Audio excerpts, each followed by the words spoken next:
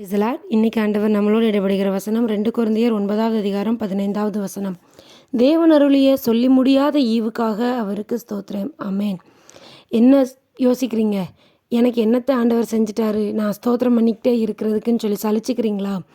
ஒரு நிமிஷம் யோசிச்சு பாருங்கள். உங்கள் பசங்களுக்காக நீங்கள் எவ்வளவோ கஷ்டப்பட்டு என்னெல்லாமோ செய்கிறீங்க. ஆனால் நீங்கள் வாங்கி தராத, அவங்களுக்கு செய்யாத ஒரு சில காரியத்தை வச்சுக்கிட்டு எங்கள் அப்பா எனக்கு செய்யலை, எங்கள் அம்மா எனக்கு செய்யலைன்னு சொல்லி பிள்ளைங்க உங்களை சொல்லிக்கிட்டே இருந்தால் உங்கள் இருதயம் எவ்வளோ வேதனைப்படும்.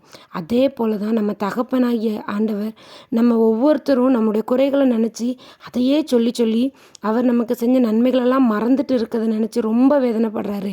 உங்கள் குறைவுகளில் உங்களுக்கு குறைவுகளே இருந்தாலும், உங்கள் தேவைகளே அதிகமாக இருந்தாலும் அதையே சொல்லி சொல்லி எனக்கு என்ன செஞ்சிட்டாங்கன்னு சொல்லி கேட்காம அந்த குறைவுகளில் நீங்கள் ஆண்டவரை ஸ்தோத்திரம் செலுத்துங்க. உங்களுக்கு செய்த நன்மைகள் நினச்சி ஆண்டவரை துதிங்க. உங்கள் குறைவுகளை ஆண்டவர் நிறைவாக்கி உங்களை அழகு பார்க்க அவர் வல்லமை உள்ளவராக இருக்கிறார். கர்த்தர் உங்களை ஆசீர்வதிப்பார்.